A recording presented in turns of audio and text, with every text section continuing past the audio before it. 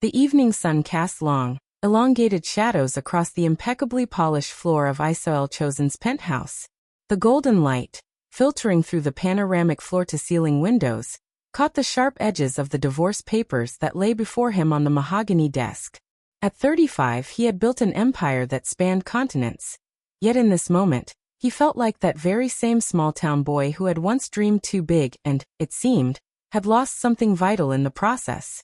His fingers, long and confident, which had signed multi-billion-dollar contracts without hesitation, now paused over the document. Adrienne's signature, an elegant, almost calligraphic flourish, now seemed like a mockery, as false as their 5-year marriage had been. It was a work of art designed for public consumption, just like their joint photos in glossy magazines, their carefully rehearsed smiles at charity galas, their image as the business world's golden couple. It was all a lie. Mr. Chosen, the voice of his assistant Clara, crackled through the intercom, as dry and businesslike as ever. The board is waiting for you in conference room A. Isael pressed the response button. His own voice was steady and cold, despite the storm raging within. Tell them I'll be there in 5 minutes. A professional. Always. Even as his personal world crumbled into ash before his eyes. He rose slowly, adjusting his impeccable charcoal Tom Ford suit. This wasn't just clothing. It was armor. Armor against a world that had taught him a brutal lesson. Trust was a luxury he could not afford. He walked to the wall of glass, which offered a panoramic view of the city he had conquered. Skyscrapers, like titanium spears, pierced the clouds, which were painted in shades of amber and rose by the fading sunset. 5 years ago, he had stood in this very spot with Adrienne. They had sipped champagne and shared dreams of a future that seemed as limitless as the view from this window. Now, those memories felt like scenes from someone else's life, like a movie he had once watched but could no longer recall the details of, leaving only the bitter aftertaste of disappointment. On his desk, next to the divorce papers, lay a thick manila envelope. It contained something more than just legal jargon. It held photographs, evidence, visual confirmation of Adrienne's betrayal, collected by his private investigator. Isael forced himself not to look at them again, but the images were already seared into his memory. Stolen kisses in London cafes, secret meetings in the lobbies of Parisian hotels, and finally, the most humiliating, most crushing proof, a photo of Adrienne, a radiant smile on her face, accepting a ring from James Hartford, CEO of Hartford Global, while the wedding band from Isael still glittered on her finger.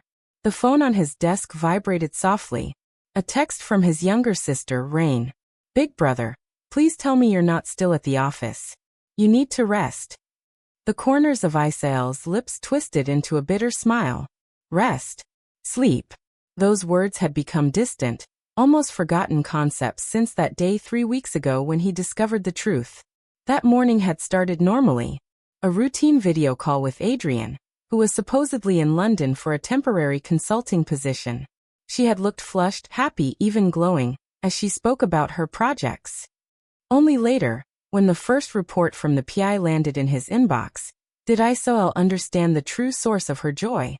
The betrayal was not just personal. It was professional. Hartford Global had been trying to acquire Chosen Industries for years. What better way to gain inside information than to seduce the CEO's wife?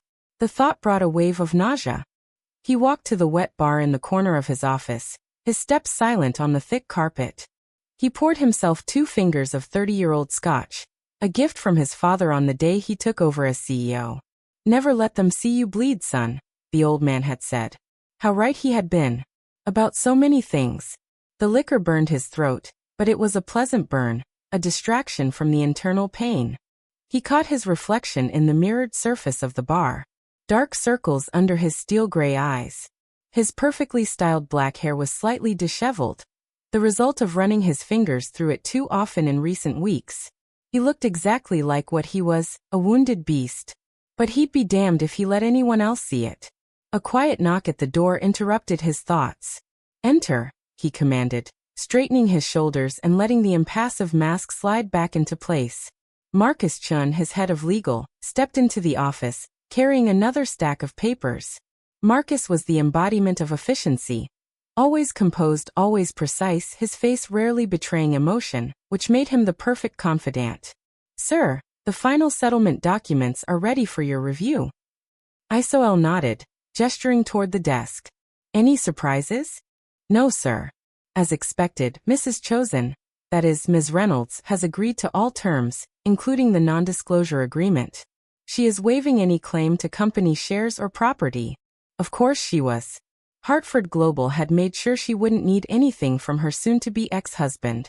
The thought made his hand tighten around the crystal tumbler. "Sir," Marcus hesitated, which was uncharacteristic for him. "There's something else. The board is concerned about the succession issue." Ah, there it was. The true reason for today's emergency meeting. The bylaws of Chosen Industries, written by his traditionalist father, contained an archaic but unbreakable clause. To maintain full control, the CEO had to be married and have an heir. It had never been a problem before. He and Adrian were young. They seemingly had all the time in the world for children. Now at 35, with a divorce looming and his position potentially at risk, it had become a critical problem. "They're worried about stability," Marcus continued, choosing his words carefully. "Especially with Hartford Global circling like a shark. The shareholders need reassurance." Isael slowly set the glass down on the desk. The sound was deliberately loud in the deafening silence. "Tell me, Marcus." His voice was quiet, but there was a ring of steel in it. "How does one find a wife these days who won't sell company secrets to the highest bidder?" The lawyer shifted uncomfortably. He was a man of contracts and laws, not marriage counseling. "There are arrangements that can be made, sir. Contract marriages are not uncommon in our circles." A contract marriage. The very idea should have repulsed him. Yet something about its cold, businesslike nature appealed to his wounded heart. No emotions. No chance of betrayal. Just clear terms and mutual benefit. "Draw up a preliminary contract," he found himself saying, surprised at his own decision. "Make it ironclad. I want clauses for everything. Infidelity, corporate espionage, social media behavior. Leave nothing to chance." Marcus nodded, his fingers already flying across his tablet, taking notes. He was back in his element. "Any specific requirements for potential candidates?" Isael turned back to the window. The city lights were beginning to twinkle in the gathering dusk, creating a new constellation beneath him.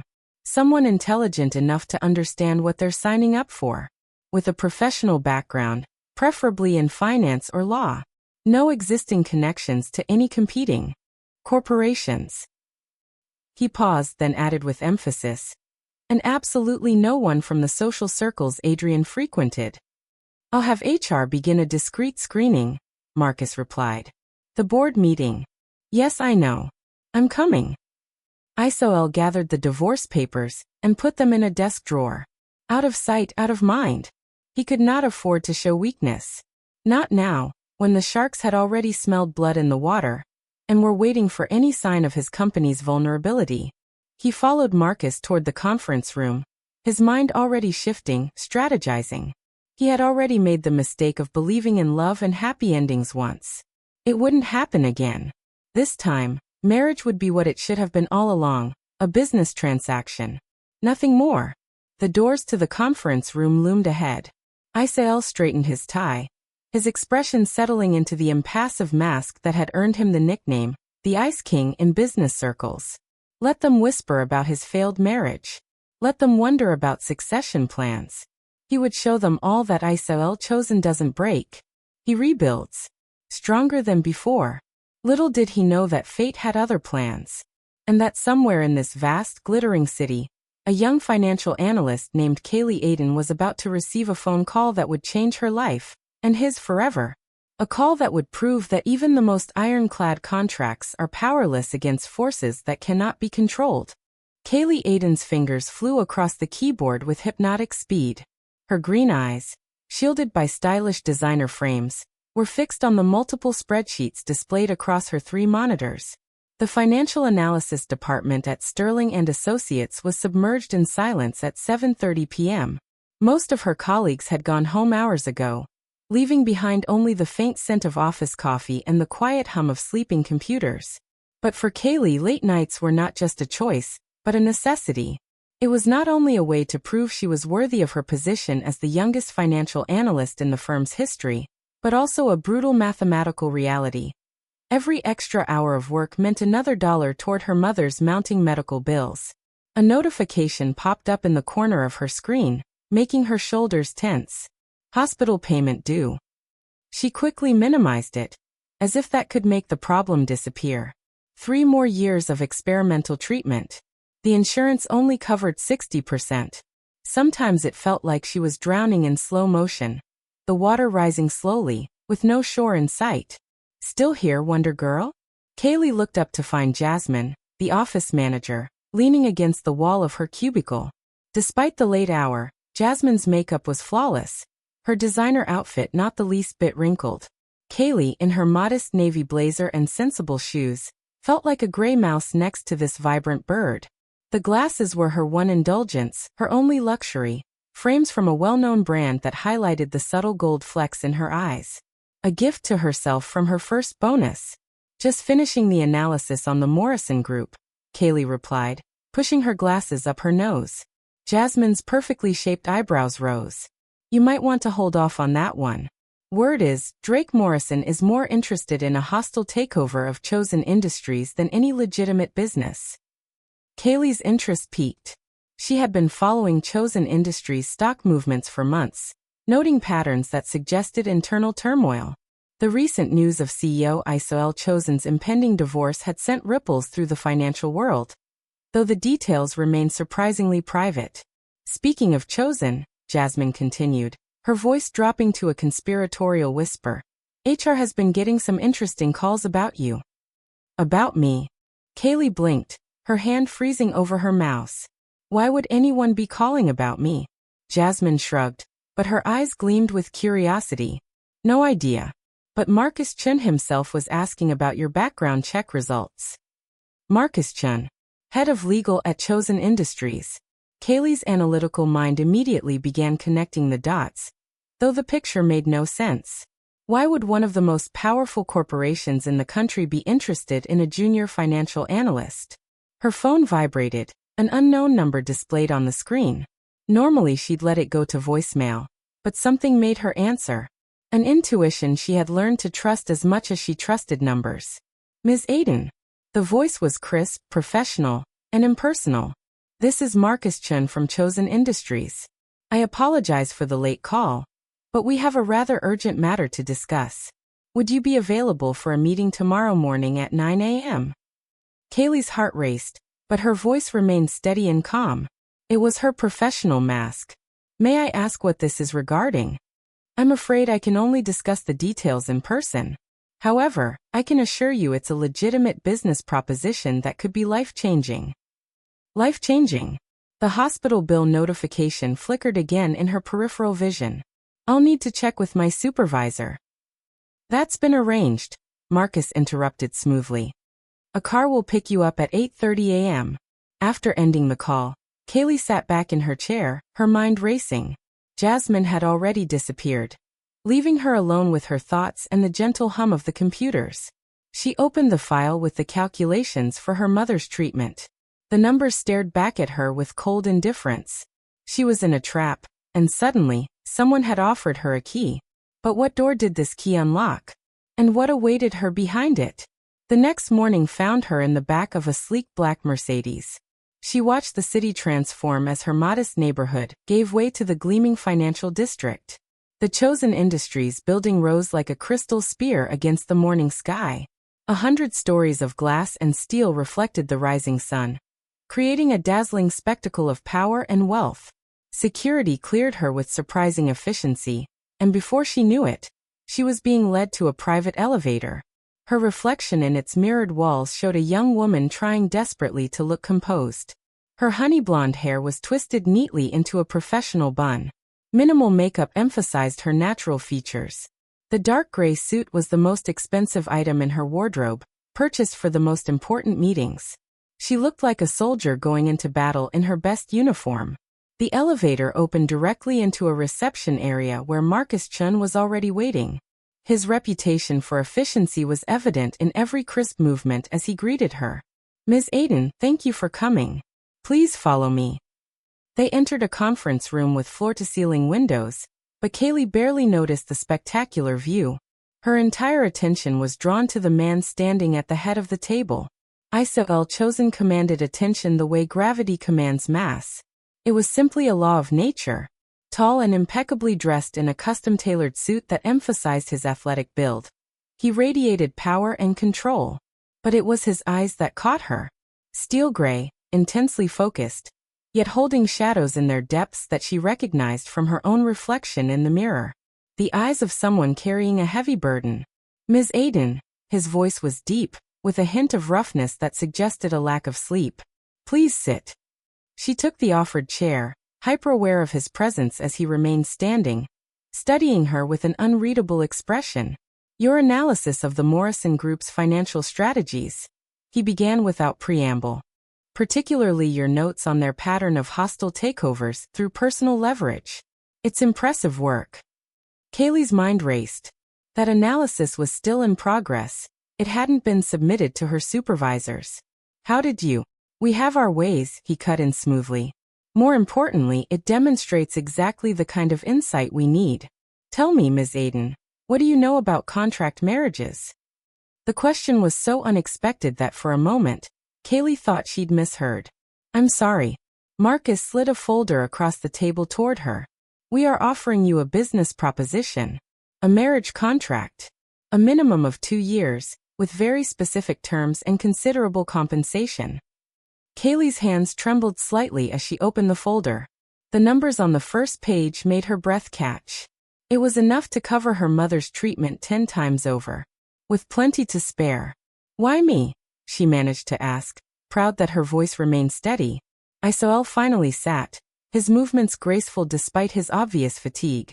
Because you're brilliant but unknown. Because your background check shows a history of absolute discretion and loyalty. And because you have a pressing need that we can help with, while you help us maintain stability during a critical period. Her mother's face flashed in her mind, pale and brave in her hospital bed, trying to hide her pain. The medical bills. She whispered. All covered. Plus a substantial trust for future care, Marcus confirmed. Along with other benefits detailed in Section 3. Kaylee forced herself to think analytically, to approach this like any other business proposition. And what, exactly, would be required of me? Public appearances as my wife. Residence in my penthouse. Participation in social events relevant to the company. And, Isael paused, his expression hardening. An heir within the 2-year period. An heir. The clinical term couldn't disguise what it really meant. Kaylee felt heat rise in her cheeks, but she kept her expression professional. The contract includes strict confidentiality clauses, Marcus added, and significant penalties for any breach of terms, particularly regarding business intelligence or... He glanced at Isael. Personal matters. Kaylee understood the unspoken reference to his ex-wife's betrayal. The business world was rife with rumors, though the details had been kept surprisingly quiet. How long do I have to decide? She asked, her mind already calculating probabilities and consequences. Until 5 p.m. today, Isael replied, standing. I have a board meeting at 6 where I need to present either a signed contract or a different solution. He moved to leave, then paused beside her chair. This close, she could smell his expensive cologne and see the faint shadow of stubble along his jaw. Ms. Aiden, his voice was lower, almost gentle. I know this is overwhelming, but sometimes the most life-changing opportunities come disguised as impossible choices. After they left, Kaylee sat alone in the conference room, staring at the contract before her. The sun had fully risen now, bathing the city in morning light. Somewhere in that sprawl of buildings was her mother's hospital, where monthly bills arrived with the regularity of a terminal diagnosis. Somewhere was her tiny apartment with its second-hand furniture and careful budgets. And here, in this room, high above it all, was a chance to change everything. At the cost of only 2 years of her life. And the independence of her heart. Little did she know, as she reached for the pen with trembling fingers, that she was about to embark on a journey that would challenge everything she thought she knew about business, loyalty, and love. And that the man who had just left the room, carrying his own carefully guarded wounds, would become far more than just a name on a contract. The leather chair in Marcus Chen's office creaked softly as Kaylee shifted. Her eyes methodically scanned the lines of the prenuptial agreement, the document that was now set to become the constitution of her new life. The wall clock showed 4:30 p.m. 30 minutes before Isael's deadline. Outside the floor-to-ceiling windows, storm clouds were gathering, their dark gray color a perfect match for the tension hanging in the room. Section 7.3, she murmured, her analytical mind cataloging every detail, every loophole, every obligation. She wasn't just reading it. She was dissecting it like a surgeon, searching for hidden pathologies. The infidelity clause seemed severe. Marcus, sitting opposite her, nodded. His face, as always, was carefully neutral, but Kaylee caught a flicker of sympathy in his eyes. Total forfeiture of all assets by the guilty party, plus a penalty of $50 million. He recited in an even tone, quoting from memory. He paused, then added quietly, Mr. Chosen was quite insistent on this point. Of course he was. Kaylee had spent her lunch break not on food, but on frantic research. Adrian Reynolds Chosen, now Adrian Hartford. The woman's social media told a story of calculated ambition. Every post, every career move, seemed orchestrated to climb higher in the business world. Her marriage to James Hartford had been announced with stunning speed after the divorce filing. The betrayal wasn't just a fact, it was a carefully planned operation. The social media restrictions, Kaylee asked, turning a page that rustled with unnatural loudness in the quiet office. All posts must be approved by the PR department. We provide guidelines for appropriate content and frequency. Marcus gestured to a thick addendum to the contract. You'll have a personal stylist, a social secretary, and a security detail. Everything from your wardrobe to your daily schedule will be coordinated to maintain the image of a proper spouse for a chosen industry's executive. This wasn't just a marriage. It was a role in a meticulously staged play, where every step and every word were written into the script. A golden cage, no matter how luxurious, was still a cage. The door opened, and Isael entered. His presence immediately filled the room. He had taken off his suit jacket, and the sleeves of his crisp white shirt were rolled up to his forearms, revealing strong arms. Despite this casualness, an aura of power radiated from his every movement. He took the seat beside her, and Kaylee could feel the warmth emanating from him. How are we progressing? He asked, his voice carrying that hint of roughness she was beginning to recognize as a sign of fatigue. Ms. Aiden has some concerns about Section 12, Marcus replied. Ah yes. Section 12. The air requirement. Kaylee felt the blood rush to her cheeks again, but she forced herself to meet Isael's gaze. The timeline seems aggressive, she said, trying to make her voice sound as businesslike as possible. The board requires an heir within 2 years, Isael stated flatly. His tone was unyielding, but then, to her surprise, something in his eyes softened. However, I'm willing to add a clause regarding medical privacy and personal comfort levels within that time frame. It was a concession, a small but significant one. It meant he saw her not just as an incubator for an heir, but as a person. Before she could analyze it, his phone vibrated. The message on the screen made his jaw tighten. Drake Morrison just bought another 2% of our shares through a shell company, he informed Marcus. He's getting bolder. All the more reason to finalize this today, Marcus responded, sliding another document forward. The marriage license is ready. Once it's signed, we can have the ceremony tomorrow morning. Tomorrow. Kaylee's heart skipped a beat. Everything was moving so fast. She looked down at Section 15.4, the terms of divorce upon completion of the contract. The settlement was beyond generous. It ensured that neither she nor her mother would ever want for anything again. It was the price of her freedom.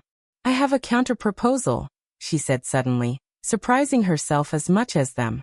Both men turned to her. Isael's eyebrows rose slightly. Regarding? He prompted. Section 9.2. My role in the company. Kaylee sat straighter, channeling every ounce of professional confidence she had developed over the years. You're not just getting a wife, Mr. Chosen. You're getting a financial analyst with specific insights into Drake Morrison's tactics. I want to be more than a figurehead. A strange expression crossed Isael's face. Something almost like respect. What exactly are you proposing? The final signature was witnessed by Marcus and his assistant, just as the storm broke outside. Rain lashed against the windows as Isael buttoned his suit jacket. The car will take you home to pack essentials, he informed her. All business again. The rest of your belongings will be moved tomorrow. The ceremony is at 9 a.m. in the penthouse. Small private. Just legal witnesses. And after? Kaylee asked, trying to process that in less than 24 hours, she would be Mrs. Chosen. After, we have a press conference to announce our marriage. And your appointment as a special financial analyst. His lips curved slightly. You did want to be more than window dressing, correct? Before she could respond, his phone buzzed yet again. This time, his expression darkened as he read the message. Morrison's called an emergency shareholders meeting for next week, he told Marcus. He's making his move sooner than expected. The marriage announcement should stabilize things, Marcus assured him. Speaking of which, the ring. Isael removed a small velvet box from his pocket. Kaylee's heart skipped a beat, despite herself. The diamond was stunning, elegant rather than flashy, with Art Deco-inspired details that somehow perfectly matched her aesthetic. The family ring stays in the vault, he said quietly as he slid it onto her finger. His touch was unexpectedly gentle, his warm hands a contrast to her cold fingers. This one suited you better. The fact that he had chosen it specifically for her, that he had noticed her style preferences even during their brief interactions, caused an unfamiliar warmth in her chest. The ring fit perfectly. Thank you, she whispered. The setting sun painted golden streaks across the penthouse's marble floors. Kaylee stood before the floor-to-ceiling windows, watching the city transform into a constellation of twinkling lights. Her wedding dress, a sophisticated Vera Wang creation chosen by the PR team for its appropriate balance of elegance and modesty, rustled softly with each nervous breath. The day had been a whirlwind of calculated precision. The morning ceremony, attended only by Marcus Chun and the necessary legal witnesses, had taken exactly 23 minutes. The press conference that followed was a masterclass in corporate communications, with Isael presenting their marriage as a natural progression of mutual respect and shared values. Kaylee, to her own surprise, had played her part almost flawlessly, answering reporters' questions with a cool confidence that must have impressed her new husband. Now 12 hours later, she was Mrs. Kaylee Chosen, and social media was ablaze with speculation about the Ice King's surprise wedding. Mrs. Chosen? She turned to find Marina, the housekeeper, standing discreetly by the master suite's entrance. Marina was a middle-aged woman with kind eyes and an aura of calm competence. She had been a part of this household long before Kaylee's arrival. Your evening preparations are complete. Mr. Chosen will be arriving shortly. He just finished his conference call with the Tokyo office. Even their wedding night was scheduled like a business meeting. Kaylee's hands trembled slightly as she smoothed down her silk nightgown, another carefully selected item. This one, from La Perla, probably cost more than her old apartment's monthly rent. Thank you, Marina, she managed, proud that her voice remained steady. The older woman's eyes softened with something like sympathy before she quietly withdrew. Alone again, Kaylee moved to the ensuite bathroom. Its marble and glass luxury still felt foreign after just one day. Her reflection showed a woman transformed. Her honey blonde hair, styled by a professional, fell in soft waves. The subtle makeup, carefully maintained from the day's events, enhanced her green eyes. And her body, veiled in ivory silk, looked more sophisticated than she felt. She looked like an actress in costume, waiting for her cue. The sound of the bedroom door opening made her heart leap into her throat. She heard Isael's footsteps, the subtle shift of fabric as he removed his suit jacket, the quiet clink of his cufflinks being placed on the dresser. Kaylee. His deep voice carried through the bathroom door. He had started using her first name during the press conference. The syllables rolled off his tongue with practiced ease, as if he had been saying it his whole life. Taking a deep breath, she opened the door. Isael stood by the window, where she had been moments earlier. His tall frame was silhouetted against the city lights. He had loosened his tie and rolled up his sleeves, revealing those strong forearms that had distracted her during the contract signing. The jacket of his Tom Ford wedding suit was draped over a chair, and she noticed he'd already removed his shoes, making him seem somehow more approachable, more human. The press coverage was favorable, he said, turning to face her. His words were businesslike, but his eyes darkened as they took in her appearance. The stock jumped 6 points after the announcement. I saw, she replied, grateful for the familiar territory of financial discussion. Morrison's shell companies stopped purchasing shares around 2 p.m. Isael moved to the wet bar, pouring 2 glasses of champagne. Celebrating our successful merger? The hint of irony in his voice made her lips curve despite her nervousness. Something like that. She accepted the glass. Their fingers brushed briefly. The contact sent an unexpected shiver down her spine. You handled the press conference well, he observed, studying her over the rim of his glass. Even that question about Adrian. Yes, the reporter who had tried to provoke a reaction by asking how it felt to follow such a notorious predecessor. Kaylee had smiled and replied that she preferred to focus on the future rather than the past, earning an approving nod from Marcus. The PR team's briefing was thorough, she said, taking a sip of champagne to steady her nerves. The vintage was excellent, probably worth more than her old car.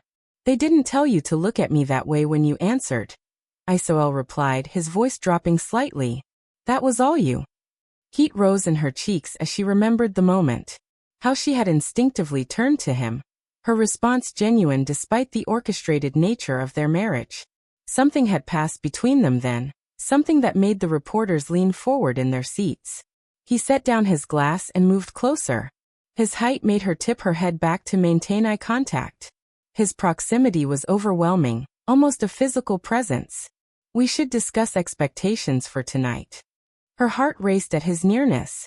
This close, she could see the faint shadows under his eyes, smell his expensive cologne mixed with something uniquely his. The contract specified. The contract specified an heir within 2 years, he interrupted softly.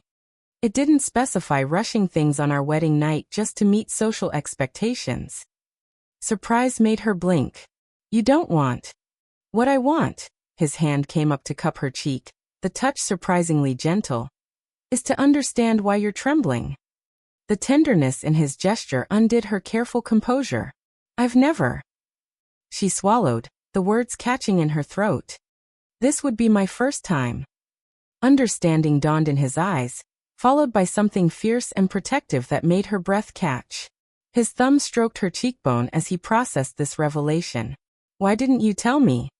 It wasn't relevant to the contract terms, she whispered, unconsciously leaning into his touch.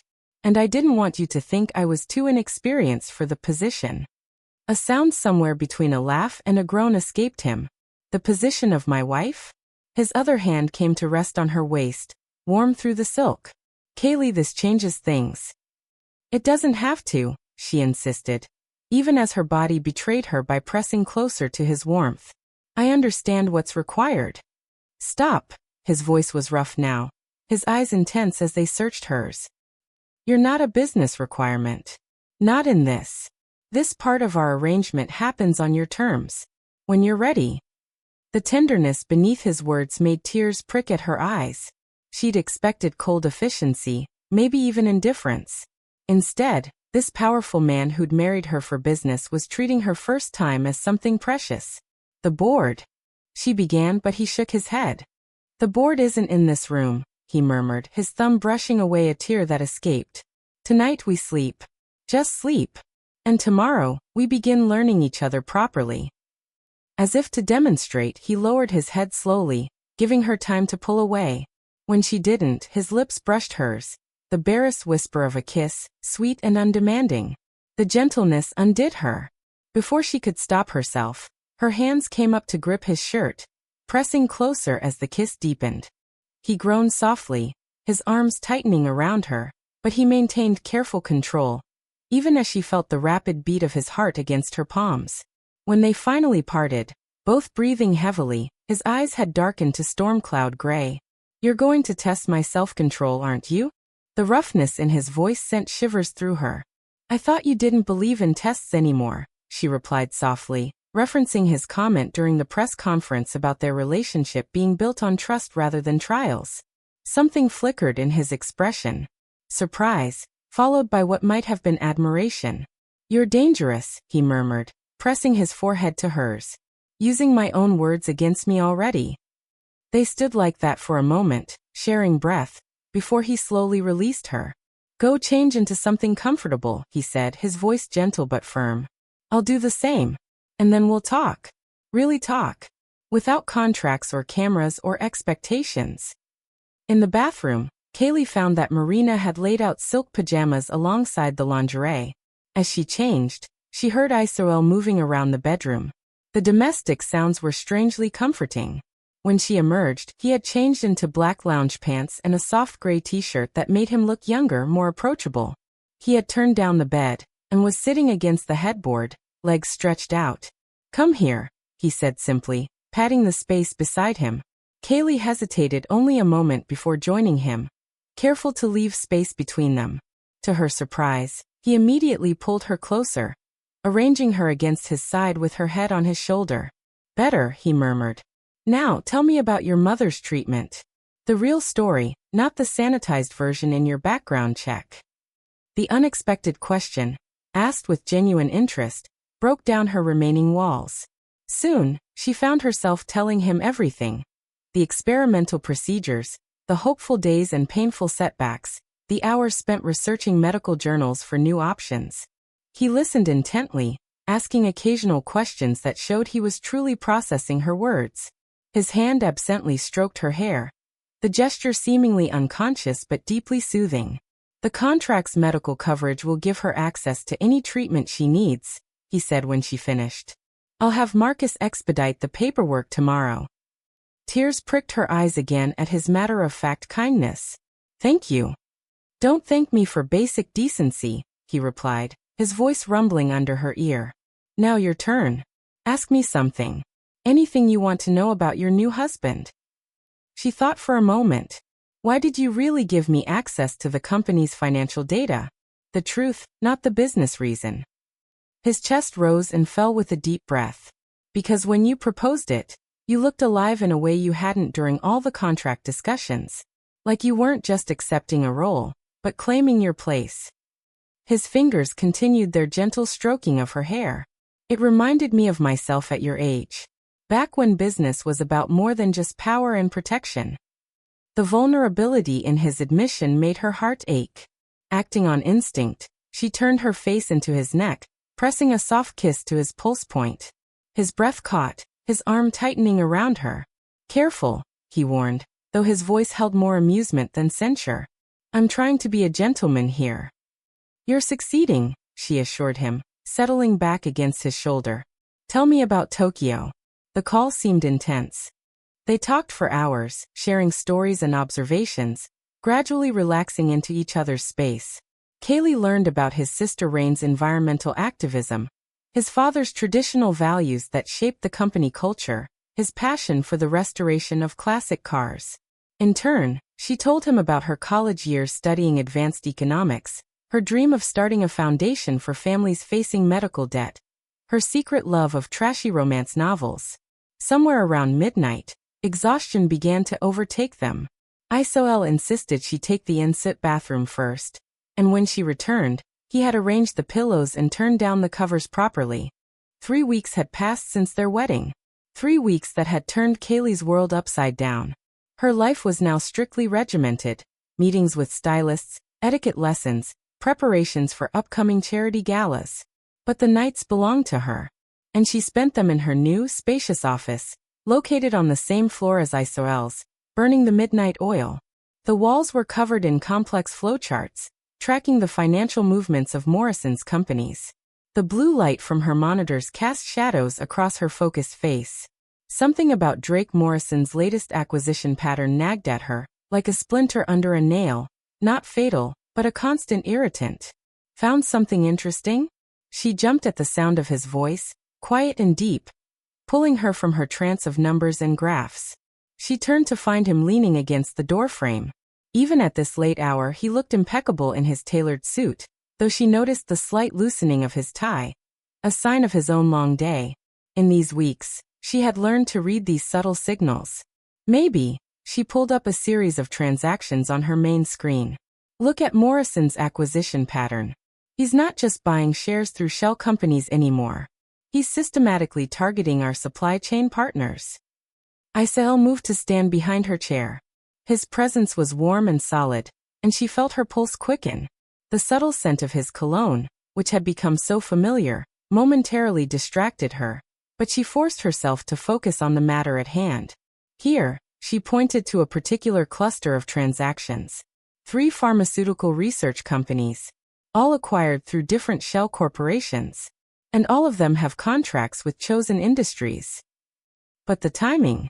His hand rested on the back of her chair, his fingers just brushing her shoulder.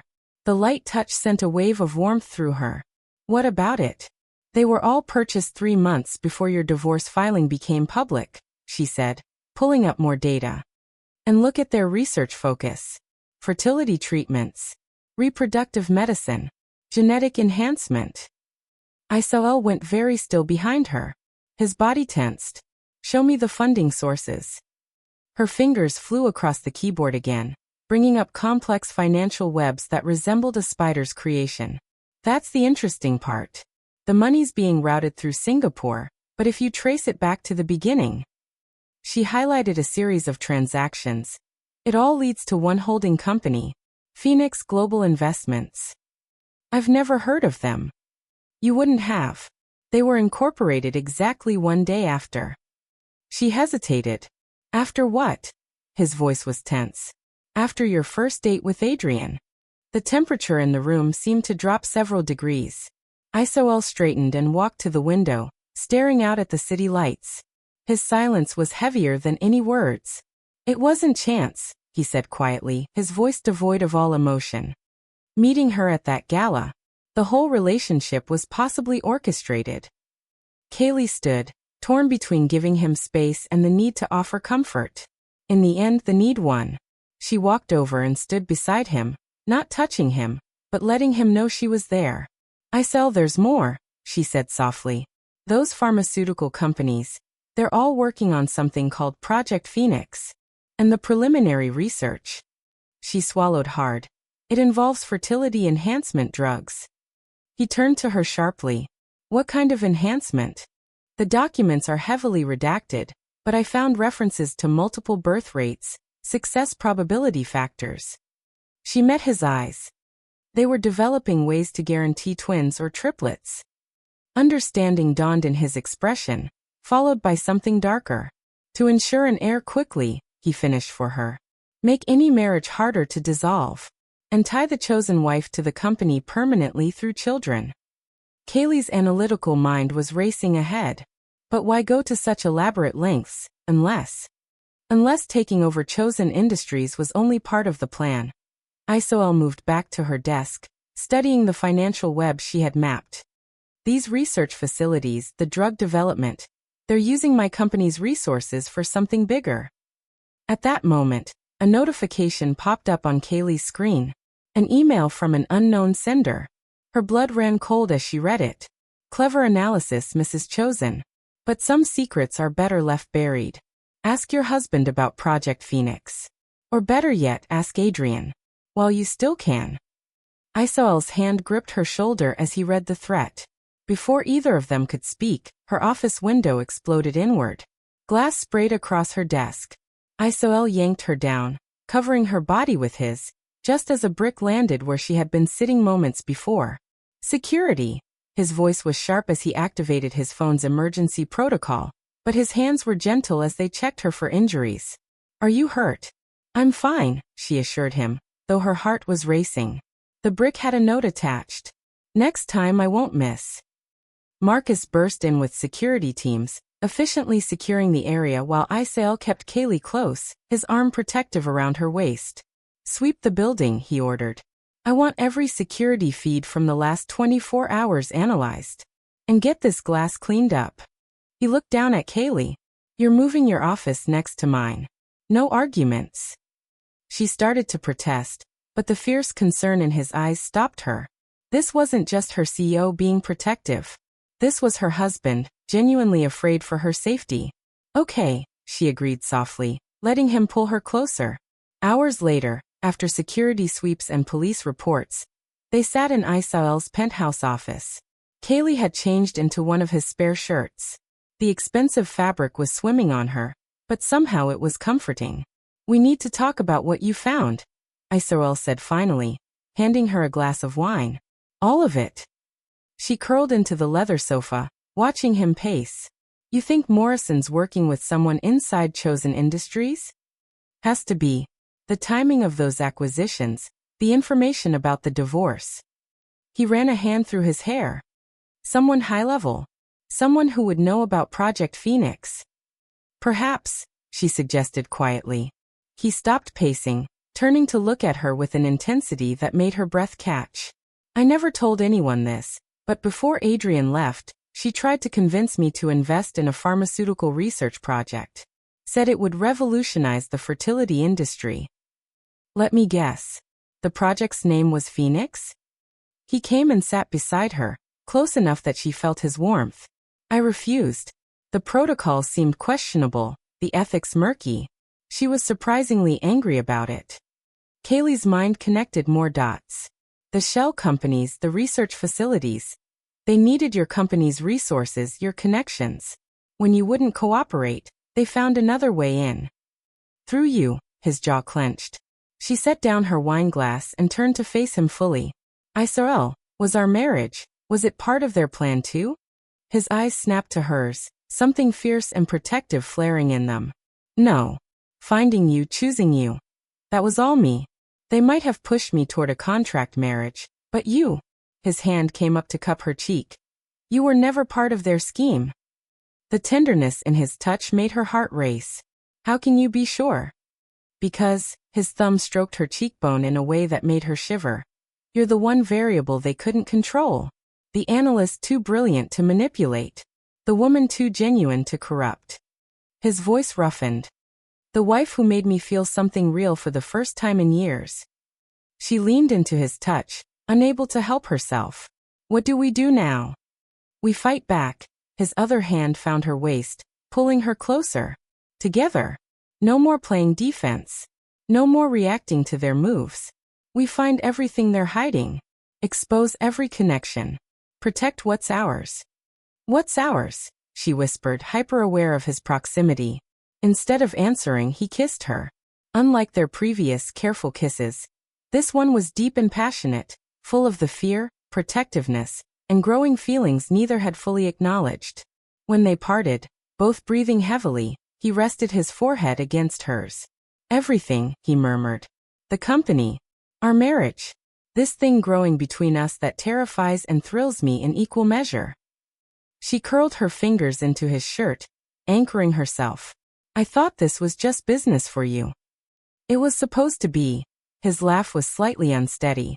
Then you walked into my office with your brilliant mind and pure heart. And suddenly, business was the last thing on my mind. A notification on her tablet interrupted the moment. More data about Project Phoenix. But this time, as they studied the information together, something had shifted. His arms stayed around her waist, her head resting naturally against his shoulder as they worked. They were no longer just CEO and analyst, or even contract husband and wife. They were partners. In every sense of the word. Facing the growing threats together. And somewhere across the city, in a carefully hidden research facility, Drake Morrison received an update about their discoveries. His cold smile held no warmth as he typed a message to his true partner. The woman who had orchestrated everything from the beginning. They're getting closer, Adrian. Time to move to phase 2. The response came quickly. Remember the plan. The Ice King's heart has finally thawed. Now we can truly destroy him.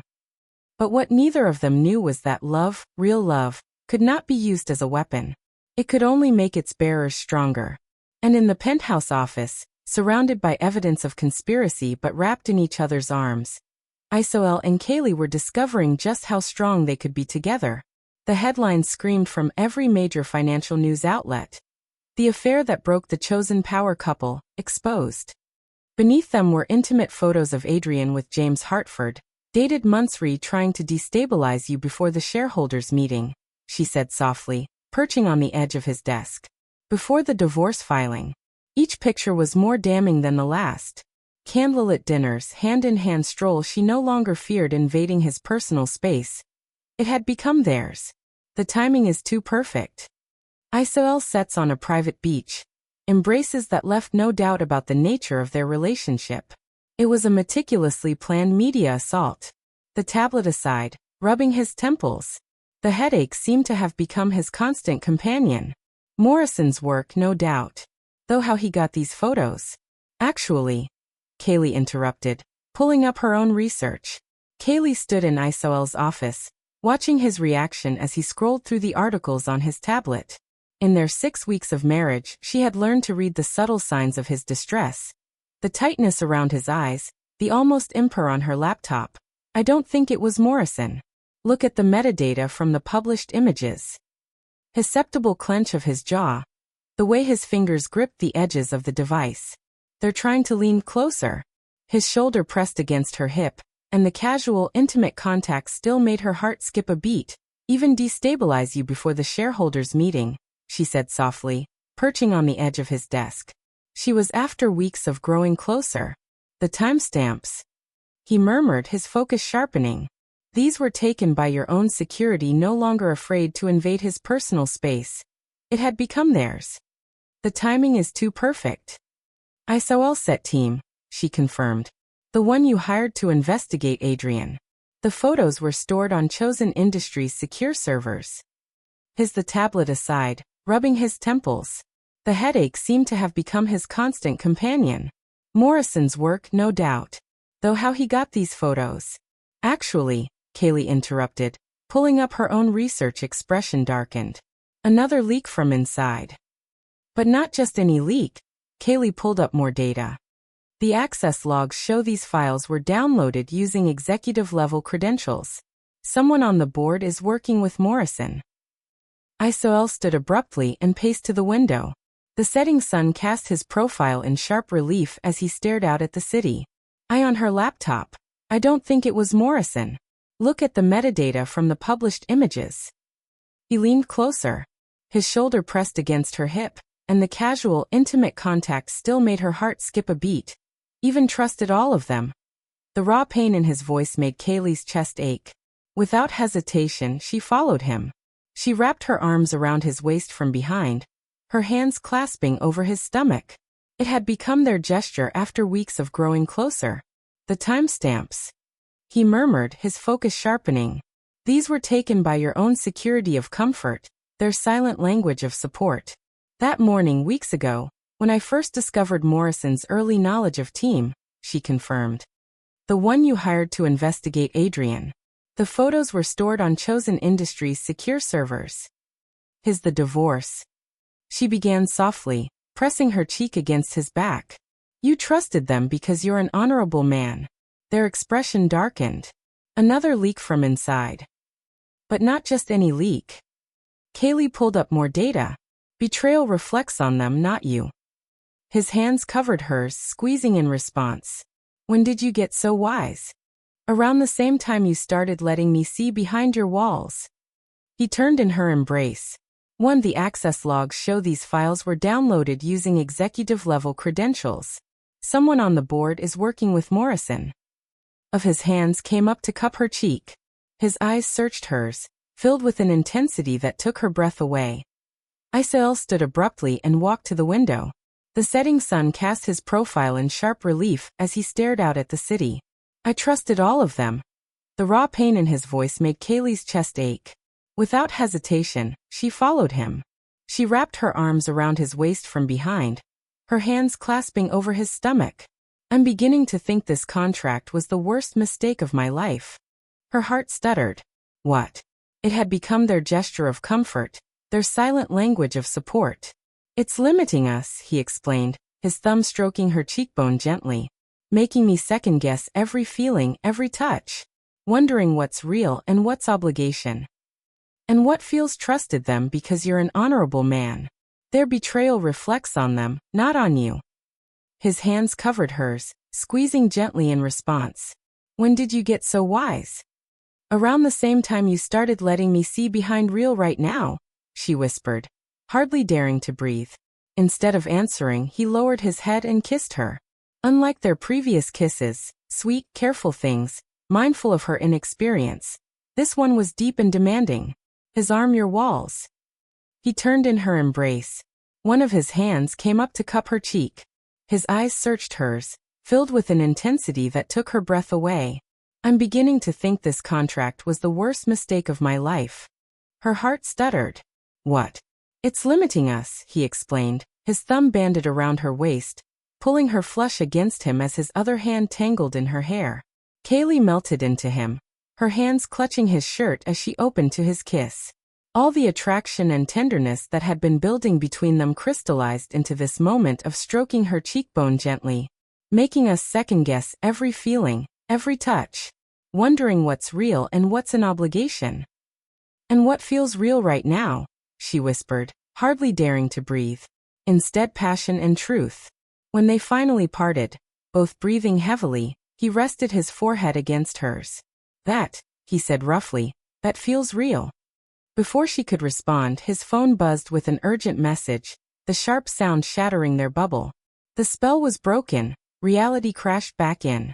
He moved to check it, his expression hardening. More of answering, he lowered his head and kissed her. Unlike their previous kisses, sweet, careful, mindful of her inexperience, this rescinds called an emergency press conference, he reported. In an hour. Kaylee was already moving to her laptop. He'll try to use the photos to challenge your leadership, paint you as emotionally compromised. One was deep and demanding. His arm banded around her waist, pulling her flush against him as his other hand tangled in her hair. Let him try. Isael's voice held a dangerous edge. I'm done being reactive. It's time to hit back. She looked up, catching the gleam in his eye. You have a plan? Kaylee melted into him, her hands clutching his shirt as she opened to his kiss. All the attraction and tenderness that had been building between them crystallized into this moment of passion and truth. When they finally parted, both breathing heavily, he rested his forehead against have a plan. He moved back to her, tilting her chin up. You found the connection between Morrison and Project Hers. This, he said roughly, this feels real. Before she could respond, his phone buzzed. Phoenix. Now we use it. The shareholders' meeting, she realized. If we can prove Morrison knew about Adrienne's betrayal in advance, we prove conspiracy. Exactly, he nodded. But we need absolute certainty. Zed with an urgent message, the sharp sound shattering their bubble. The spell was broken as reality crashed back in. He one mistake, and will look paranoid, playing into their hands. Kaylee bit her lip, thinking. The Singapore shell companies. If I can trace the money back to Hartford Global. Do it. He pressed a swift move to check it, his expression hardening. Morrison's called an emergency press conference, he reported. In an hour. Kaylee was already moving to her laptop. He'll try to use the photos to, hard kiss to her lips. I'll handle Morrison's press conference. You follow the money. She caught his arm as he turned to leave. Isael, the photos. Are you okay? Something softened in his challenge. Your leadership. Paint you as emotionally compromised. Let him try. Isael's voice held a dangerous edge. I'm done being reactive. It's time to hit back. She looked up, catching the gleam in his eye. You have a plan? We have a plan. He moved back to her, tilting expression. I thought seeing them would hurt more, he admitted. But looking at Adrienne with Hartford, all I feel is gratitude. Gratitude. His hand cupped her cheek again, his eyes intense. Her chin up. You found the connection between Morrison and Project Phoenix. Now we use it. The shareholders' meeting, she realized. If we can prove Morrison knew about Adrienne's betrayal in advance, we prove conspiracy. Exactly, he nodded. But we need absolute certainty. One mistake, and we'll look paranoid. Betrayal led me to you. The simple sincerity of his words made her heart swell. This time, she initiated the kiss, rising on her tiptoes to press her lips to his. He responded immediately, gathering her close for a moment that felt like playing into their hands. Kaylee bit her lip, thinking. The Singapore shell companies. If I can trace the money back to Hartford Global. Do it. He pressed a swift, Hard kiss to her lips. A promise. The phone buzzed again. Marcus, with press conference preparations. They separated reluctantly, though Isael's hand lingered on her waist. Be careful, he murmured. Morrison's desperate now. That makes him dangerous. I'll handle Morrison's press conference. You follow the money. She caught his arm as he turned to leave. Isael, the photos.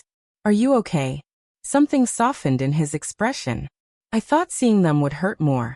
You too, she countered, straightening his tie in their familiar gesture. His smile held a predatory edge, he admitted. But looking at Adrian with Hartford, all I feel is gratitude. Gratitude? Oh, I'm counting on him underestimating me, just like he underestimated my wife. The pride in his voice made her stand straighter. As he left to prepare for the press conference, Kaylee turned back to her laptop with renewed determination. His hand cupped her cheek again, his eyes intense.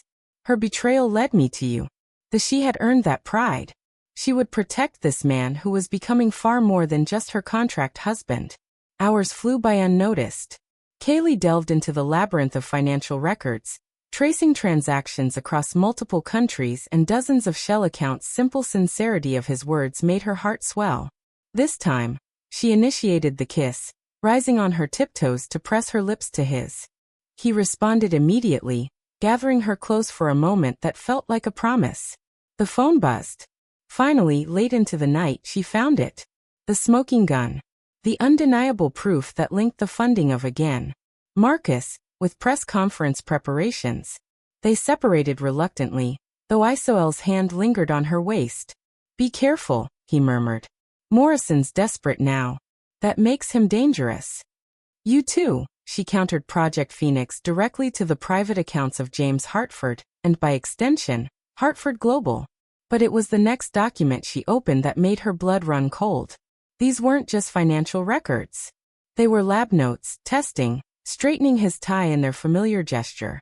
His smile held a predatory edge.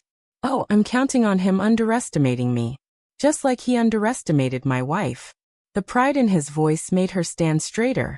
As data, encrypted under code names, Project Phoenix wasn't just a corporate takeover. It was something much worse. Something that went beyond business ethics and into the realm of crimes against humanity. Her hands shook as she dialed Isael's number. He left to prepare for the press conference. Kaylee turned back to her laptop with renewed determination.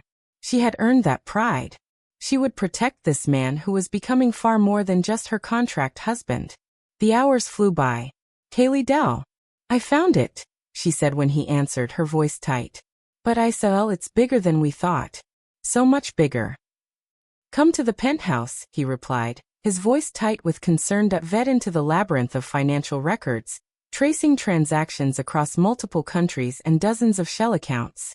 Finally, late into the night, she could hear the background noise. His press conference had clearly ended. Don't stop for anything. I found it. The smoking gun. The irrefutable proof that linked the funding for Project Phoenix directly to James Hartford's private accounts, and therefore, to Hartford Global. But the next document she opened made her blood run cold. These weren't just financial sending extra security. She gathered her evidence and headed for the elevator, her mind racing. The pieces of the puzzle were records. They were lab notes, testing data, encrypted under code names. Project Phoenix wasn't just a corporate takeover. It falling into place, revealing a conspiracy that went beyond business rivalry into something potentially devastating. In the penthouse, she found Isael pacing with something much worse. Something that went beyond business ethics, and into the realm of crimes against humanity. Her hands shook, his tie loosened and sleeves rolled up. The press conference had been brutal. Morrison had thrown accusations, implying instability at Chosen Industries. But Isael had remained ice cold. His responses calculated to project strength. The moment she entered as she dialed Isael's number. I found it, she said when he answered. Her voice was taut. But Isael, it's bigger than we thought. So much bigger. Come to the penthouse. He pulled her into his arms, holding her tightly for a long moment before stepping back to look at her findings. As she explained what she'd discovered, his expression grew increasingly grim. When she finished, Silence filled the penthouse. If you, he replied, his voice tight with concern. She could hear the background noise. His press conference had clearly ended. Don't stop for anything. I'm sending extra security. She gathered her evidence and headed for the elevator, her mind racing. Rewrite, he finally said. We're not just fighting for the company anymore. We're fighting for lives. I am right. She pulled up more documents. Look at the testing data. The signatures. The pieces were falling into place, revealing a conspiracy that went beyond business rivalry into something potentially devastating. In the penthouse, she found Isael pacing. His tie was loosened, and his sleeves were rolled up. The press conference had been brutal. Morrison had shell companies weren't just for buying shares. They were hiding research facilities. Isael studied the evidence, his analytical mind processing the implications. We'll need help. This is beyond corporate law now. I know someone, she offered hesitantly. From college. She works for the FBI's Financial Crimes Division. He nodded slowly. Thrown accusations, implying instability at Chosen Industries. But Isael had remained ice-cold. His responses calculated to project strength. The moment she entered, he pulled her into his arms, holding her tightly for a long moment before stepping back to make the call. But Kaylee. His hands framed her face. This puts you in danger. Real danger. Maybe you should. Don't. She covered his hands with hers. Don't you dare suggest I leave. Her findings. As she explained what she'd discovered, his expression grew increasingly grim. When she finished, silence filled the penthouse. In this together. Something fierce and protective flashed in his eyes. Then he was kissing her again, hard and desperate.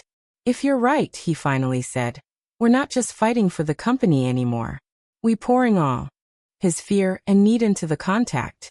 When they parted, both breathless, he pressed his forehead to hers. Fighting for lives. I'm right.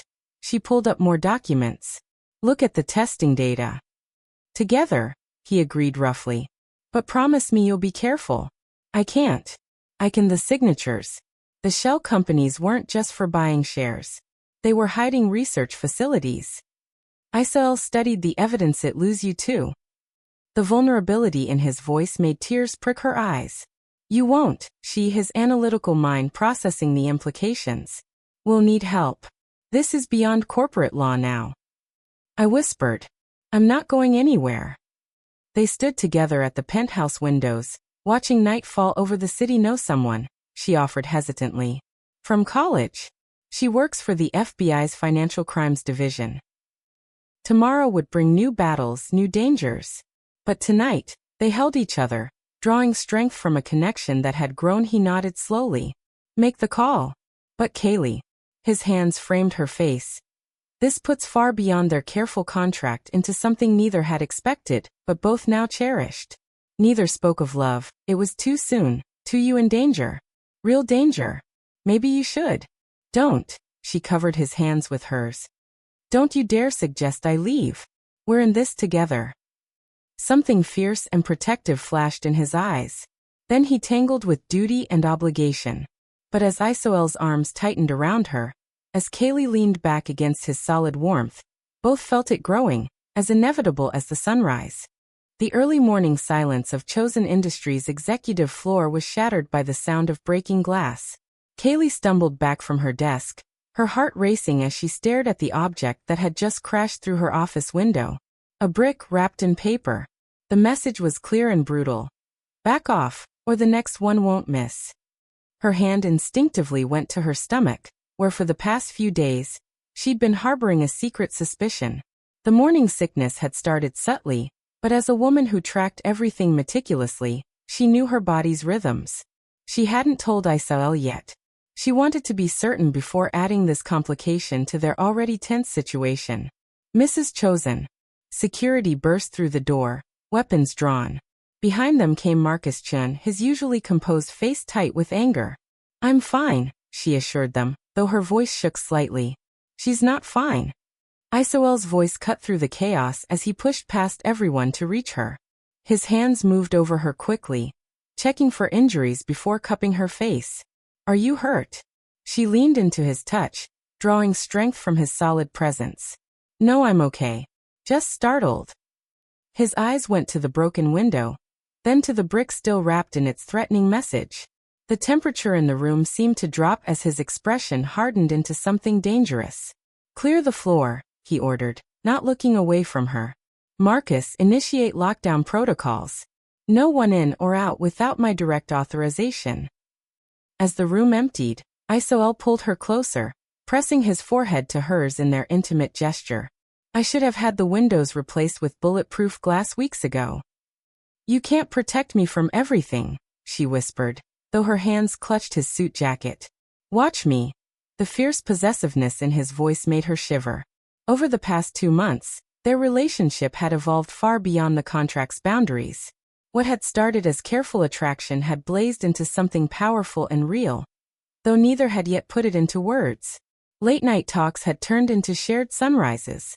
Cautious touches had become deep, passionate kisses stolen in quiet moments between corporate battles. The FBI is close to proving Morrison's connection to Project Phoenix, she said, trying to focus on business. The connection with her college friend had proven invaluable. This shows we're getting to him. Isael's hand slid to her waist, holding her protectively. He's escalating. First threats by text, now this. What's next? A car accident? A mugging gone wrong? Hey, she pulled back enough to meet his eyes. Don't let them get in your head. That's what they want.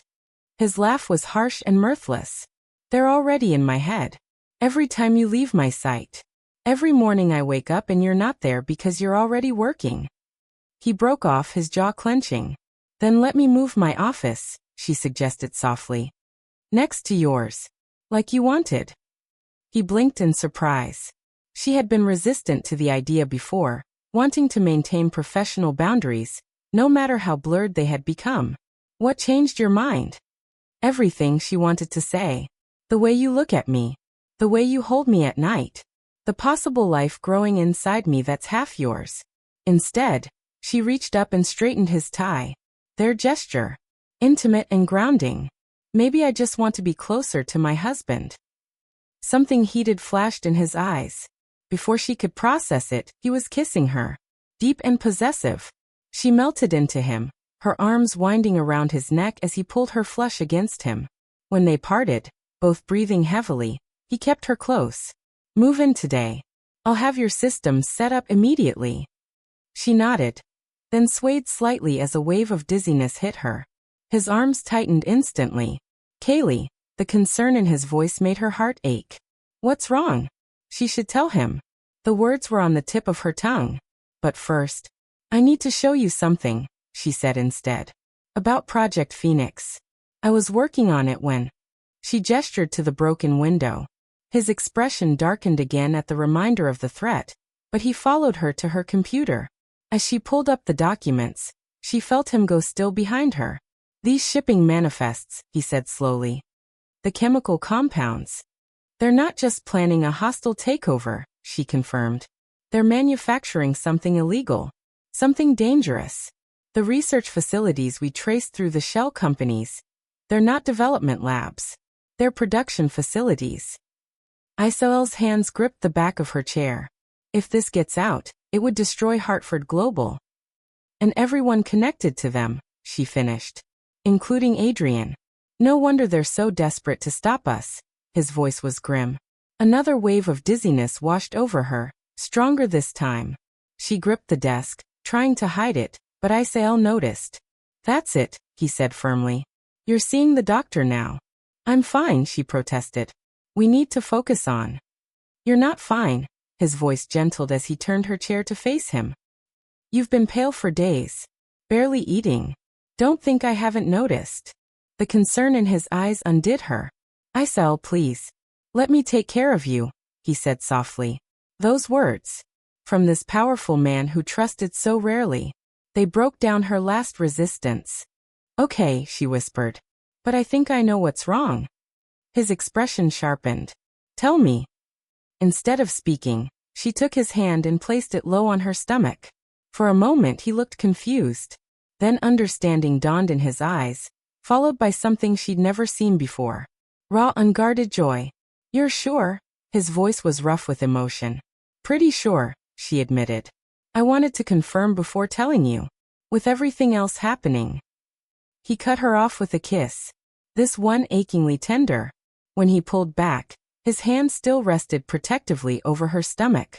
Everything else just became secondary, he said firmly. Your safety. Your health. He swallowed hard. Our baby. That's all that matters now. The company can wait an hour while I take my wife to the doctor. His tone brooked no argument. Marcus can handle the crisis response. Right now this is more important. As if to emphasize his point, he lifted her into his arms, ignoring her startled squeak. Isael, I can walk. Humor me, he murmured, pressing a kiss to her temple. I just found out I'm going to be a father. I'm allowed to be overprotective. In the car, with security following closely, Kaylee curled into his side. His hand never left her stomach, his thumb stroking gentle patterns that made her heart flutter. I know the timing isn't ideal, she said softly. With Morrison and Project Phoenix. The timing is perfect, he interrupted. His hand pressed gently against her stomach. This is everything I never let myself hope for. A child with a woman eye. He broke off, but Kaylee's heart raced at what he'd almost said. Before she could respond, her phone buzzed with a message from her FBI contact. Evidence secured. Moving on facilities tonight. Stay safe. Isael read it over her shoulder, his arm tightening around her. It's almost over. But Morrison's still out there, she reminded him. And now he's escalating. Let him. Isael's voice held that dangerous edge again. He threatened my wife. Endangered my child. When this is done, there won't be enough pieces left of him to fill a prison cell. The doctor's office was already cleared by their security team when they arrived. An hour later, Kaylee lay on an exam table, gripping Isael's hand as the ultrasound technician moved the wand over her stomach. And there, the technician pointed to the screen, a strong heartbeat. Kaylee felt tears slip down her cheeks as she watched the tiny flutter. Beside her, Isael made a sound she'd never heard before. Something between a laugh and a sob. Everything looks perfect, the doctor assured them. About 8 weeks along. Would you like to hear the heartbeat? At their nods, she flipped a switch. The room filled with a rapid whooshing sound. Their baby's heartbeat. Strong, fast and real. Isael brought their joined hands to his lips, pressing a fierce kiss to her knuckles. When she looked at him, she saw tears in his eyes too. Thank you, he whispered, and she knew he meant for more than just the baby. Back in the car, heading to the office where crisis teams waited, Kaylee studied her husband's profile. The joy of their news hadn't erased the tension in his jaw, the worry in his eyes. Are we going to be okay? She said softly, laying her head on his shoulder. His arm curved around her protectively. Yes, he agreed, his voice steel and velvet. Because I'm done playing defense. Morrison wants a war. I'll give him one. No one threatens my family. The possessive heat in his voice made her shiver.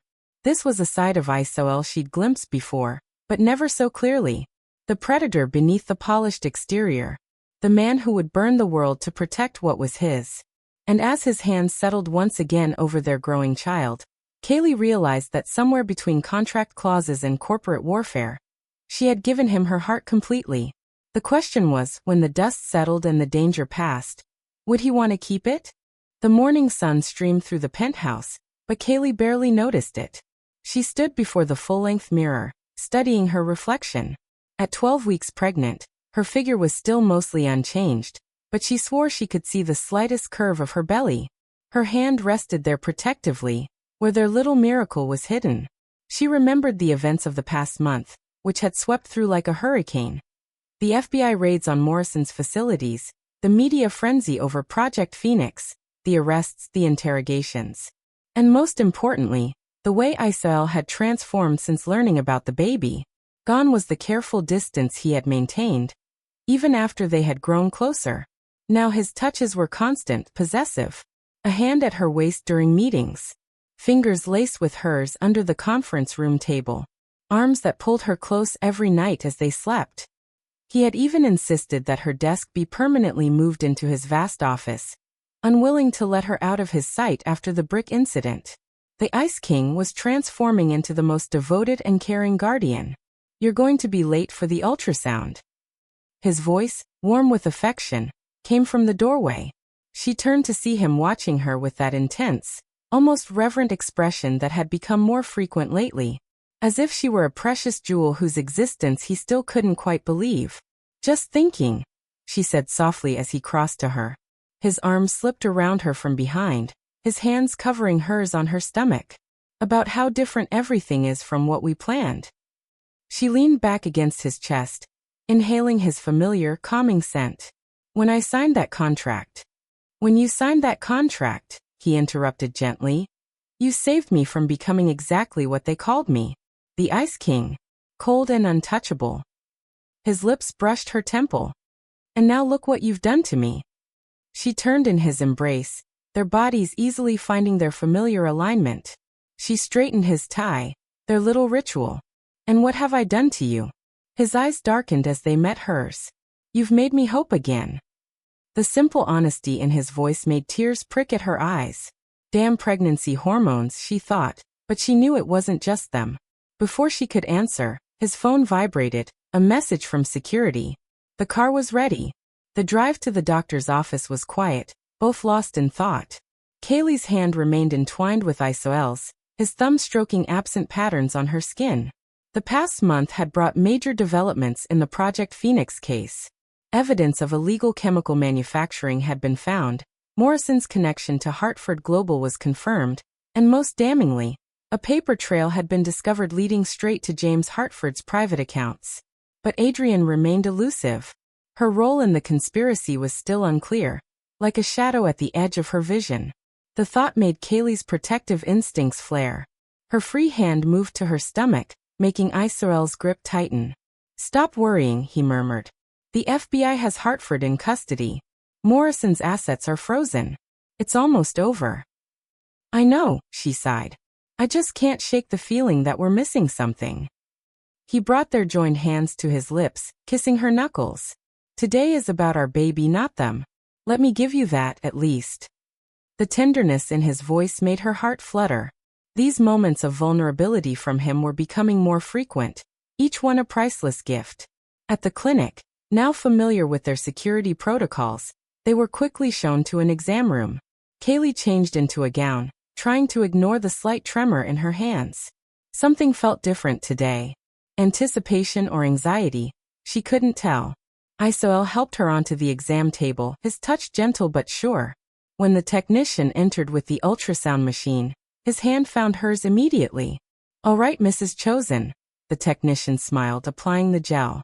"Let's see how your little one is doing." The room filled with the now familiar, rapid sound of their baby's heartbeat. But then, "Oh!" The technician's eyes widened as she moved the wand. "Well, this explains why your hormone levels were so high." Kaylee's heart hammered. "What is it? Is something wrong?" "Nothing's wrong," the technician assured her, grinning broadly. "But listen carefully." They did. And there it was. Not one heartbeat, but two. Slightly out of sync. "Twins," the technician announced proudly. "Two healthy babies, right on track for development." Kaylee's free hand flew to her mouth as tears spilled down her cheeks. Beside her, Isael had gone completely still, like a statue. "Twins." His voice was rough with emotion. "Are you sure?" The technician turned the screen toward them, pointing out two distinct shapes. Two tiny hearts, beating strong and fast. "Absolutely sure. Congratulations, Mr. and Mrs. Chosen. You're having twin boys." "Boys. Two of them." Kaylee looked up at Isael, and found him staring at the screen with an expression of pure, unadulterated wonder she had never seen before. His hand trembled slightly in hers. "I need." He swallowed hard. "I need a moment." He stepped out of the room quickly, leaving Kaylee concerned until the technician smiled knowingly. "Don't worry. Dads often need a minute when they find out about twins. It's overwhelming. In the best way." When Isael returned a few minutes later, his eyes were suspiciously bright, but his smile was radiant. He moved immediately to Kaylee's side, pressing a fierce kiss to her forehead. "Thank you," he whispered against her skin. "For everything." The drive home was filled with a different kind of silence, one buzzing with joy and possibility. Isael's hand rested on her stomach the entire time, as if he couldn't quite believe their miracle had doubled. In the penthouse elevator, he finally spoke. "I need to tell you something." Kaylee's heart skipped a beat at his serious tone. "What is it?" Instead of answering, he guided her to the living room couch, sitting so close that their knees touched. "When I had Marcus draw up our marriage contract," he began slowly, "I thought I was protecting myself, creating a safe, controlled way to meet the board's requirements while keeping my heart locked away." She reached for his hand, offering silent support as he gathered his thoughts. "But you." He lifted their joined hands to his chest, pressing them over his heart. "You didn't just meet the requirements. You didn't just give me an heir, now 2 heirs. You gave me back my ability to feel, to trust, to love." He broke off, emotion making his voice rough. Kaylee felt tears building again as she understood what he was trying to say. "To love," she whispered. His eyes met hers, intense and vulnerable. "Yes," he admitted softly. "I love you, Kaylee. Not because of the contract, not because of the babies, but because you walked into my life and made me whole again." Joy burst in her chest like sunshine through clouds. "I love you too," she said through happy tears. "So much." He pulled her into his lap, kissing her with a passion that made her head spin. When they parted, both breathing heavily, he rested his forehead against hers. "Marry me," he murmured.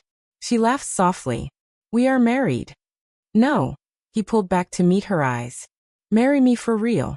No contracts, no business arrangements. Just us, our boys, and love." "Yes," she whispered, happy tears falling onto his hand.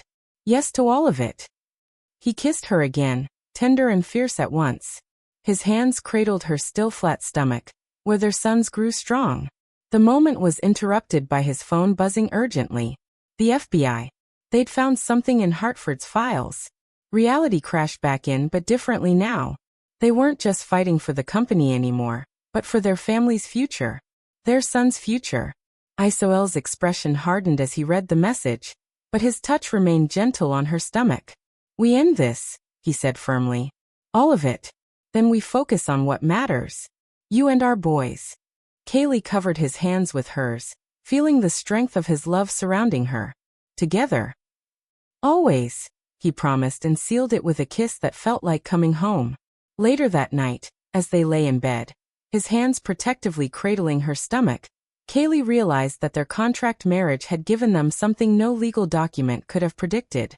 A love story written in board meetings and business deals, in quiet moments and shared battles, in twin heartbeats and promises of forever.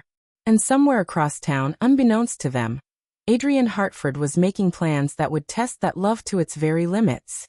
The first warning came silently. A slight flicker in the penthouse's security monitors at 2:43 a.m. In their bedroom, Kaylee stirred, one hand protectively covering her 16-week pregnant belly where their twin boys grew strong. Her analyst's instincts, honed by months of watching for threats, registered the abnormality even before the alarms triggered. "Isael," she whispered, reaching for her husband. The bed beside her was empty but still warm. He'd been working late in his study, reviewing the Project Phoenix files they had received from the FBI. The security panel by their door flashed red. "Breach detected. Server room level." Her tablet on the nightstand lit up with cascading alerts. Firewall breaches, security protocols failing in sequence. Emergency systems were activating throughout the building. This wasn't a random hack. This was a carefully orchestrated attack. The bedroom door opened, and Kaylee tensed until Isael's familiar silhouette appeared. Even in a crisis, he moved with controlled precision, already changed from his sleep clothes into tactical gear she hadn't known he owned. "Stay calm," he said quietly, moving to the wall safe hidden behind their wedding photo. "Security teams are mobilizing, but someone's disabled the elevator protocols. They're coming up." "The Project Phoenix files?" she asked, already knowing the answer. "Being accessed directly from our servers," he said, removing a handgun and what looked like body armor. "They're erasing their tracks." Kaylee's mind raced as she quickly changed into practical clothes. She noticed how Isael positioned himself between her and the windows. After last week's ultrasound revealing their twins, his protective instincts had intensified tenfold. Now, with an active threat in the building, she could practically feel his tension. "Marcus is 5 minutes out with tactical support," he reported, checking his phone. "But we're not waiting. The panic room in my office." "No," she interrupted, moving to her laptop. "The server room first. I installed a backup system after the brick incident. If I can't stop them from erasing the files, I can at least." The lights died, plunging them into darkness broken only by emergency strips along the floor. In the distance, they heard elevator machinery grinding to a halt. "They've cut the main power," Isael said grimly. "Auxiliary systems in 10 seconds. Kaylee counted down in her head, using her laptop's light to gather essential drives and tablets. 876. At 3 her email pinged. The message preview made her blood run cold. It was from Adrian. "Did you really think those twins were natural? Check the Project Phoenix fertility enhancement data. Time to see what our formula can really do." Understanding hit like a physical blow. The twins. She pressed a hand against her stomach, where their sons moved restlessly, sensing her distress. "They engineered." "No." Isael's voice was fierce as he pulled her close. "Those are our boys. Nothing they did." Footsteps in the hallway silenced him. Multiple sets, moving with military precision. "To the office," he whispered. "Now." They moved silently through the penthouse's dark corridors. Isael's hand steady on her lower back. The emergency lighting cast everything in eerie red shadows, making the familiar space alien and threatening. Just as they reached his office door, the window at the end of the hall exploded inward. Black-clad figures repelled through, weapons raised. "Get down." Isael shoved her through the doorway as bullets sparked off the wall. She rolled instinctively, protecting her stomach while scrambling behind his massive desk. More windows shattered. They were being breached from multiple sides. Through the chaos, she heard Isael returning fire, covering her position. The sounds echoed strangely in the darkness, punctuated by shouted commands and the crunch of broken glass. "Quite a security system you've installed, Chosen." Drake Morrison's voice cut through the noise as he stepped through the ruined window. "But then you always did prefer to handle things personally." "Stay behind me," Isael ordered, positioning himself between Kaylee and the intruders. His voice turned arctic as he addressed Morrison. "You're under federal investigation. Your assets are frozen. What's left to gain?" "Everything." Morrison's smile was cold in the emergency lights. "The FBI has Hartford, yes. They've frozen our visible assets. But Project Phoenix." He gestured to the armed men surrounding them. "This is just the beginning." "The fertility drugs," Kaylee said from behind Isael, her analytical mind still working despite the fear. "You were testing compounds," she clarified. Morrison's eyes fixed on her stomach, making Isael tense further. "I must say, you proved a more successful test subject than we anticipated. Twins on the first try. Rather impressive results." Pure rage flashed across Isael's face at the implied threat to their children. His gun never wavered from Morrison's chest, but Kaylee felt his other hand reach back, checking her position behind him. "If you've harmed them," he growled, every word promising violence. "Oh, the drugs are harmless enough," Morrison assured them. "Perfectly engineered to increase multiple births, without side effects. Your sons are fine." His smile turned predatory. "For now." The threat hung heavy in the air. Kaylee's mind raced through options, remembering the backup servers, the hidden files, the evidence trail she'd built over months. All they needed was time. Her hand found Isael's back, pressing twice. Their silent signal, developed over months of boardroom battles. His slight nod was imperceptible to anyone else. "Why the elaborate scheme?" she asked, keeping Morrison talking. "Why not just a hostile takeover?" "Because normal methods don't work on him," Morrison nodded at Isael. "The Ice King. Untouchable and unbeatable in business. But everyone has weaknesses. His was Adrian. Until she proved less useful than anticipated." "She was working with you from the start." Isael realized, his voice hard. "Our entire marriage was a setup." "She had ambitions beyond being a CEO's wife," Morrison agreed.